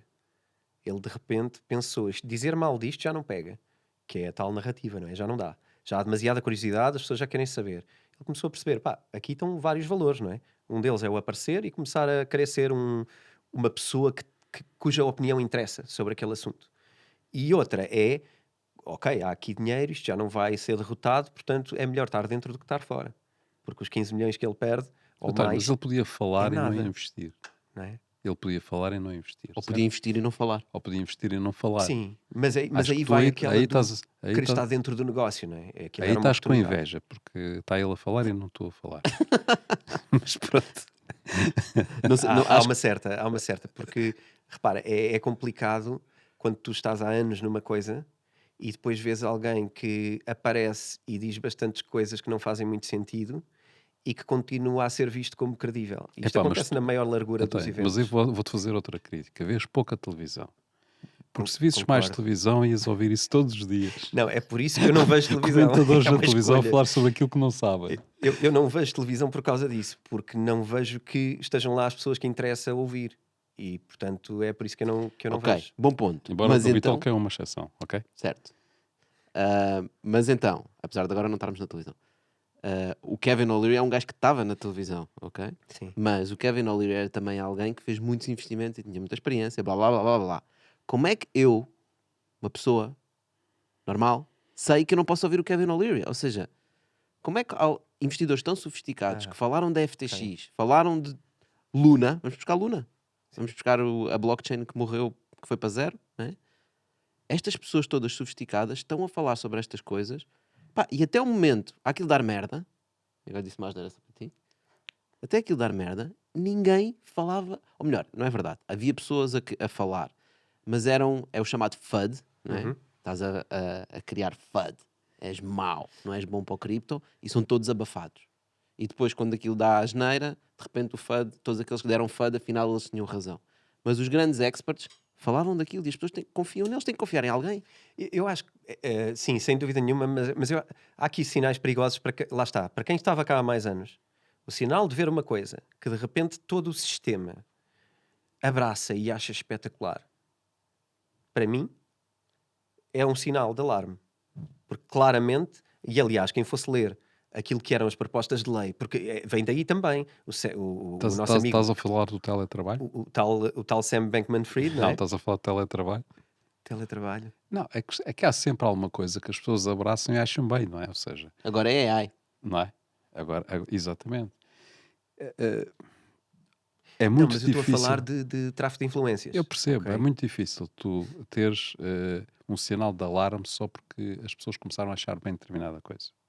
Eu Isso por acho, si só não é um não, alarme. acho que o António está a Pode ter falar a de outra ver coisa. com- Estás a falar do poder, da energia que ele colocou para a regulação nos Estados Unidos. Sim. É isso, não é? Porque ele tinha muitas ligações no Congresso e com Tinha legisladores. propostas muito específicas de leis que, para quem valoriza alguma coisa nas criptomoedas, aquilo é um total insulto às criptomoedas. É totalmente contra os princípios da Bitcoin, por exemplo. A razão porque o CZ lhe fez um rug pull. Mas espera aí, Sim. não vamos fugir a este tema que acho que é muito importante. Que é a questão de como é que uma pessoa normal pode levantar um red flag sobre determinado tema, sobre determinado acontecimento. E dizer, isto não é normal, cheira-me a esturro. Sim, António, porque repara, tu vais dizer, pá, eu no Bitcoin Talks, né, tu falas sobre vários temas. Mas como é que eu posso, que acho que é um bocado isso que estás a perguntar, que coisas é que eu tenho que procurar para pensar, pá, amanhã o António vai lançar um token qualquer e aquilo vai ser um rug pull e toda a gente que investir vai perder dinheiro. Até hoje, pá, tu pareces um gajo de confiança. Então eu ouço o que tens para dizer. E tu só perdes a confiança quando já é tarde demais. Se perder. Sim. Acredito que não vais Não leves a perder. peito isto, não é? O mesmo com o Bitalk. É igual, não é? Aquilo que tu estás a questionar é um dos maiores desafios da vida e da informação, não é? Que é como é que qualificamos as nossas fontes de informação. Yeah. É difícil. Eu acho que primeiras coisas que eu tento pensar para mim, manter um espírito crítico aberto, manter-me atento, porque se calhar há uma coisa que eu acho que ninguém deve fazer, é endeusar a opinião de ninguém, não é? Ninguém sabe tudo, nem ninguém é o melhor em tudo, nem é sempre verdade o que toda a todos gente usa a dizem. opinião de toda a gente. É ter espírito crítico relativamente a tudo e claro, Mas é mesmo muito difícil. Mas mesmo, É muito pronto, difícil. ok, um conselho é não endeusar a opinião de ninguém. Sim. Acho que sim, 100%, porque de facto isso é muito negativo. Mais. Pois, vamos lá, ajudem-me a construir esta forma, eu tenho porque também me é útil, eu não é? tenho too good to be true. É demasiado bom para ser verdade. Normalmente é quando toda a gente vai para um sítio. Ok. Toda a gente está a falar sobre uma coisa, toda a gente está a fazer aquilo, toda a gente... Nanã, significa que, epá, aquilo não vai ser bem assim. Nós não ouvimos. Ou seja, nós tendemos a acreditar numa coisa e depois a seguir só as pessoas que defendem o ponto de vista daquilo que nós acreditamos.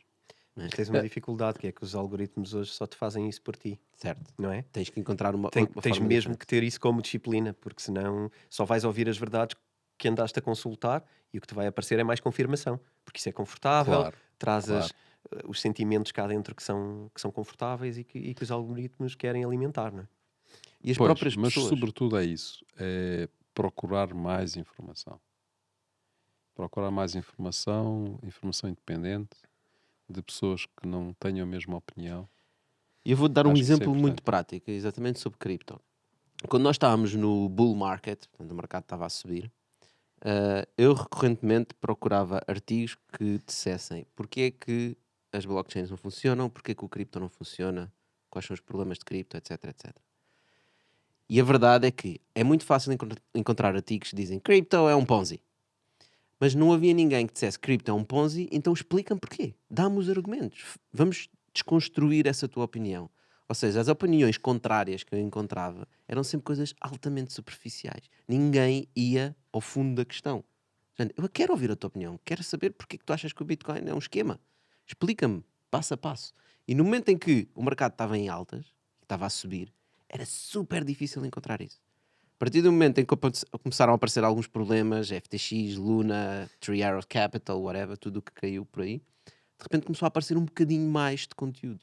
Não é? Espera aí, mas o conteúdo passou a ser mais profundo? É isso que estás a dizer? Na minha experiência, não sei se isto é uma lei que se aplica, mas eu, não sei se eu também me tornei mais sofisticado a procurar a informação, mas eu encontro hoje em dia mais artigos que vão mais ao fundo da questão, que conseguem balancear as suas opiniões com argumentos reais, do que o que encontrava quando a bolha estava a inchar. Uhum. E o que eu quero dizer com isto é, às vezes pode ser um sinal. Quando tu vês alguma coisa que está a acontecer e que está-se a tornar um trend e toda a gente está a falar daquilo, vai procurar opiniões contrárias e vê se consegues encontrar pessoas. Mas tu não encontraste? Exato. Se tu não conseguires encontrar pessoas a falar deep sobre aquilo, Quer dizer que aquilo é fixe? quer dizer que está toda a gente bêbada. Ah, não, pode ser que aquilo é fixe mesmo. Pois, talvez. Estou a tentar encontrar pontos. Não é Ninguém fácil. diz mal do Pontos mel, ou não? negativos. Ninguém diz mal de quem? Do mel? O mel é saudável, toda a gente diz que o mel é fantástico. Não, não, há muitos argumentos contra o Tem mel. açúcar a mais, não é? Não, meu, é a exploração das abelhas, claramente. Ah, Tem aquele ok. trabalho escravo. Pronto. Quer dizer, elas passam o Mas dia a tu- trabalhar para fazer o mel. Né? Elas não fazem mel para os humanos comerem mel. As abelhas Quem fazem sabe? mel. Como é que tu sabes? Eles que elas já se adaptaram a isso. Pronto. O humano faz-lhes a casinha e eles Esse é em o troca argumento produzem mel. superficial. Como é que tu sabes? Ok, pronto, não há contra-argumento para isso, né? Mas já havia abelhas antes dos humanos. A questão é simples. Havia. E elas faziam mel. Pronto, se faziam mel é porque não fazem pelos humanos. Mas os humanos tornaram as abelhas um caso de sucesso.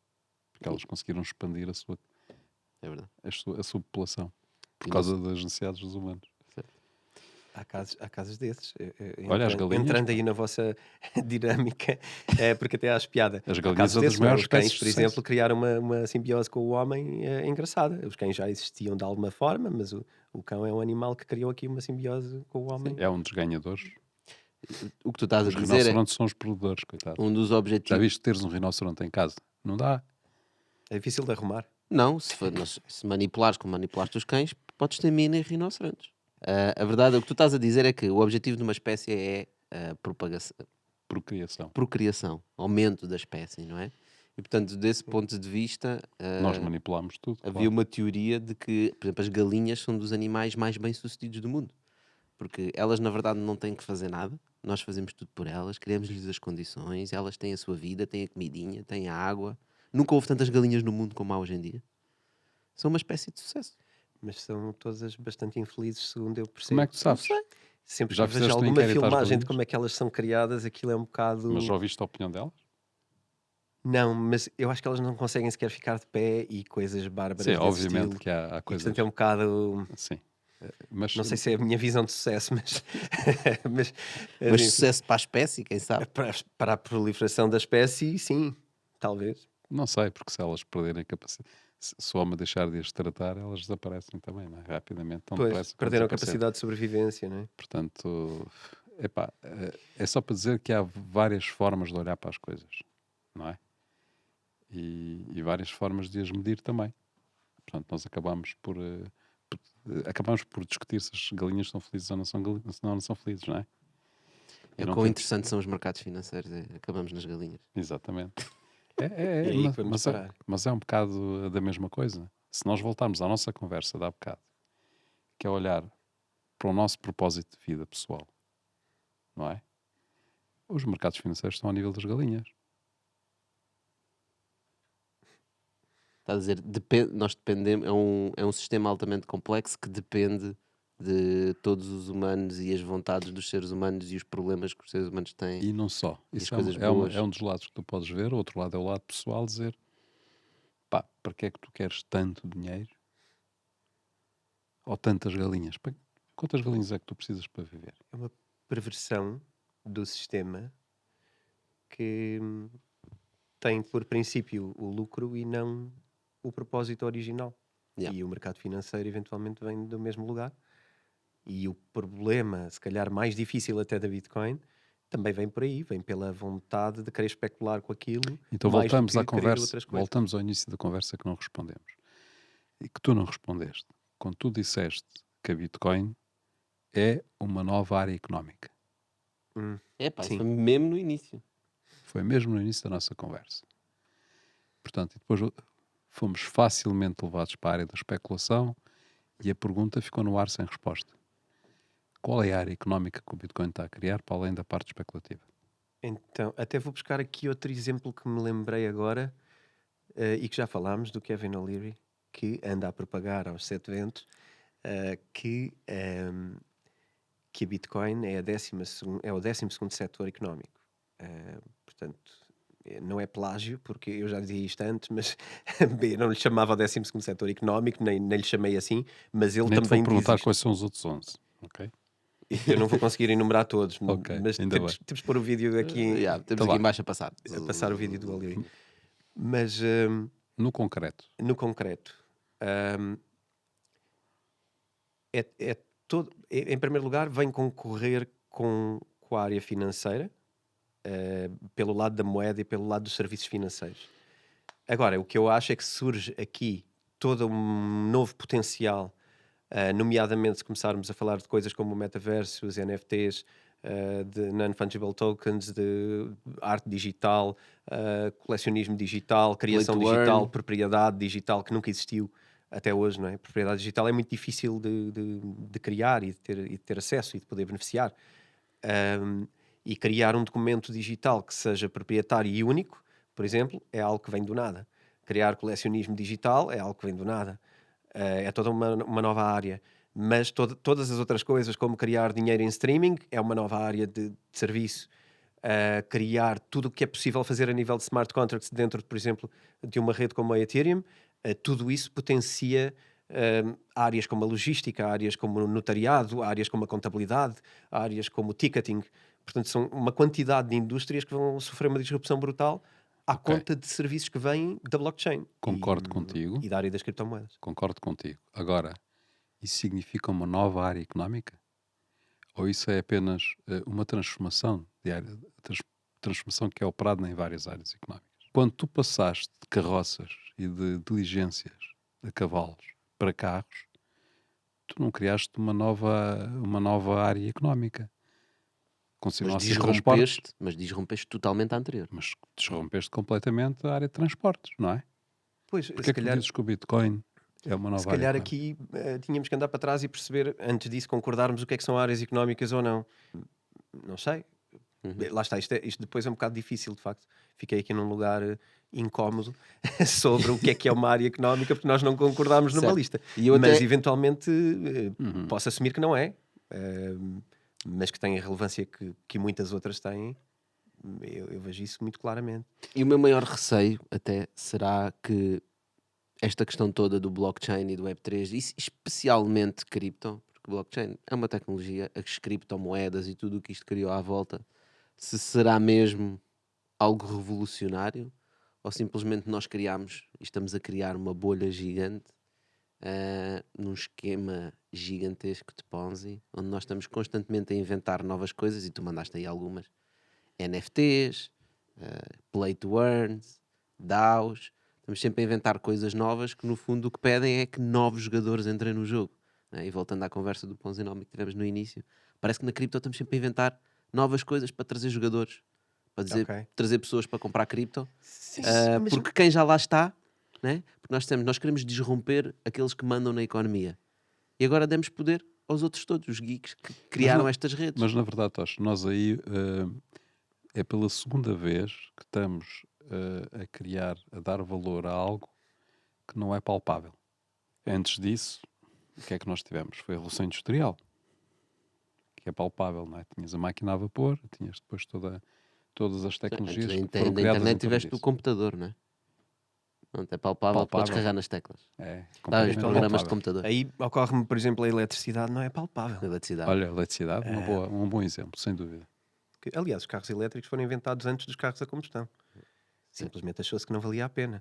E desistiu-se da ideia, mas existiram primeiro. O desafio que eu gostava de deixar depois desta nossa conversa toda, que tocámos em várias coisas de vários lados, é: se tu não és cripto, se não és um degen, se não és um cripto fanático, vai ler coisas sobre pessoas na área que estão a falar sobre a criptomoedas, sobre o Web3, sobre blockchain, sobre NFTs, sobre DAOs, sobre whatever, e vai ler isso com uma mente aberta. E quem está full na bolha ou no mundo cripto, vá ler as outras pessoas também. E não nos deixemos fechar a ouvir os... Então, Agora quem vou está ter- full na bolha não quer saber de outras opiniões. Eu sei, por isso é que eu estou a tentar Porque fazer o não push. quer ser contrariado nas suas opções. Mas as pessoas que estão fora também é o argumento de quem está na bolha, que é como vocês estão fora, vocês acham que isto é tudo um esquema e não querem ter nada a ver com isto. Se vocês tivessem um Bored Ape, não estavas a dizer isso. Porque bolha é tudo, mais uma vez. Bolha imobiliária, bolha dos investimentos tecnológicos, bolha de Silicon Valley. Porque isto está a acontecer agora nas cripto não é mais do que venture capital que quer pôr dinheiro a render e a ganhar dinheiro como está habituado a ganhar, que é investir em coisas pequenas para elas ficarem monstruosas. É este o objetivo. Não, nunca E- tiveram uma oportunidade de ganhar tanto como em cripto. Em cripto é brutal. Não sei, eu acho que quando muito foi maior. Silicon Valley era de rir. Era de rir a estupidez de empresas que se criavam e que de repente valiam milhões. E aliás, vocês devem conhecer o caso daquela empresa sobre o sangue, por exemplo. Sim, até, Que até anos, né? inventou uma cena espetacular, que há um livro inteiro sobre isso. Como é que é possível, mais uma vez, ninguém fazer um due diligence e ver, afinal, o que é que tu fazes no processo? Isso é Era incrível. nada. Essa E de história é repente, é o quê? Não era Isto nada. Ele tinha uns macaquinhos lá embaixo na cava a fazer as coisas à mão. Pois, e depois emitia uma coisa qualquer. Portanto, criam-se coisas do nada, não é por acaso. É porque as pessoas são gananciosas e querem de facto. E aqui isto é um bocado. O problema aqui é: há muito dinheiro para investir. E então mete-se carradas de dinheiro em tudo, tenha ou não valor. Porque se falharmos, muitas vezes não interessa desde que acertemos uma. E portanto, as carradas de dinheiro vão para o que é preciso e para o que não é. E ninguém está muito preocupado com o verdadeiro valor de cada coisa. Resultado, cripto está cheio de dinheiro agora. E estas coisas só aconteceram porque houve muita gente que não era de cripto sequer, a meter dinheiro em cripto à louca e a ter pessoas em cripto que não percebem nada de dinheiro, a receber quantidades de dinheiro loucas que não sabiam o que fazer com aquilo. E eu adicionaria, eu portanto- concordo contigo a 100% e ainda adicionaria uma coisa extra no mundo cripto, que é as blockchains permitiram que pessoas com menos dinheiro conseguissem começar a aceder a dinheiro. Sim. Ou seja, tu para começares a ter anos, né? Ela para fazer aquele esquema todo levantou milhões. Sim. Pá, tu para lançar uma coleção de NFTs e dizeres, "Ih, bora pampar este NFT, isso é o maior", não precisas de milhões. Não é? E portanto, o acesso mais fácil que as O acesso blockchains fácil ao dão dinheiro. também potenciou a mais pessoas entrarem em esquemas e Com a scams, conversa- etc. Com a palavra cripto, aliás, isto eu também tenho no meu livro empresas que cotadas que mudaram o seu nome para blockchain. Por exemplo, uma delas foi do Ice-T. Blockchain, Ice-T, Road, não sei o quê. Mudou o nome e no dia seguinte as ações subiram 100%. Portanto, Ah. querem falar de especulação? É isto. Teve que sair uma lei a proibir empresas de mudar o nome para blockchain se não tivessem subjacente tecnologia blockchain. Portanto, é nisto É como o que se .com vive. bubble, né? Qualquer empresa metia Qualquer .com, coisa. já Olha, está. .com. Hoje sabemos que é uma bolha, passaram 20 anos, mas também sabemos outra coisa. Foi uma bolha a alguns dos negócios. Outros eram geniais. E hoje, uma Amazon hoje, se calhar é 1 milhão de vezes maior do que alguma vez alguém pensou que, mesmo sendo em bolha, pudesse ser nesta altura. Portanto, cripto é exatamente a mesma coisa. Há Mas coisas que caiu não como valem as- nada. Mas caiu como as outras. Em E termos de vai- cotações, e cripto vai cair como durante tudo. um período caiu como as outras. E tudo em cripto também caiu agora. Mas isto é um bocadinho como o namoro. Primeiro vem o deslumbre, não é? E é tudo espetacular e perfeito. Depois vem a realidade. E vai haver aqui uma ressaca. Yeah. E depois vem os filhos. Agora, depois, a seguir... não, mas isso antes ainda vem outra coisa. Ou devia vir, pelo menos. Que é, existe aqui valor ou não? Não é? Existe aqui, de facto, algum valor? Porque senão pode-se acabar com isto. Podemos acabar com cripto. No dia que eu concluir que cripto não vai trazer valor e que já há outras coisas melhores naquela área, e eu digo isto algumas vezes, atenção, isto não é uma religião. Isto é preciso olhar. E se de repente aparece uma coisa que faz melhor, isto vai acabar, não vale a pena. Portanto, atento à ressaca agora que existe, que é atirou-se para lá o dinheiro todo sem querer saber. E agora é preciso ver, há valor ou não há. Eu acho que muita coisa vai falhar. É só... Hoje em dia, tu vês empresas como vocês devem conhecer, Andreessen and Horowitz, A16Z, meteu estupidezes de dinheiro em cripto. Nas coisas mais disparatadas que eu olho para aquilo e não percebo. Eles investiam em todos os concorrentes. É tudo. Porque alguém vai se ingrar. E estamos a falar de muitos bilhões que eu não percebo. Eu tive ideias melhores já do que eles. E aquilo, claro, que vai cair. Portanto, o dinheiro entra porque tem que entrar, porque não pode estar parado. E é para rolar e é para isso que serve. E cripto é fancy. A gente chega lá e diz: tenho uma empresa na área da blockchain que vai fazer isto e aquilo. Já ninguém pergunta mais nada. Quantos milhões? Chequezinho. Isto é um bocado figurado, mas... Como diz o Mas é um Humberto, bocado assim. o Humberto da Rose esteve aqui no nosso Bitalk, o dinheiro é infinito para ideias completamente loucas. E a verdade é que muitos desses sonhos que vendem as empresas de blockchain são ideias completamente loucas. Muito bem, olha António, muito obrigadíssimo por mais este tempinho e por estarmos aqui a navegar nos mundos financeiros e A navegar criptos. na maionese da cripto. Aqui é na mostarda. No Bitalk navegamos na mostarda e navegamos graças a vocês. Se já chegaste até aqui, é porque isto foi super interessante. E portanto, se quiseres ouvir mais, o António sabes, Bitcoin Talks. Nós estamos de volta para a semana. Temos mais vídeos no YouTube, no Spotify, no iTunes, etc. Não esqueçam de nos seguir, deixar o like, deixar o comment. E estamos de volta para a semana. Obrigado mais uma vez, António. Obrigado, António. Obrigado a todos. Agora sim.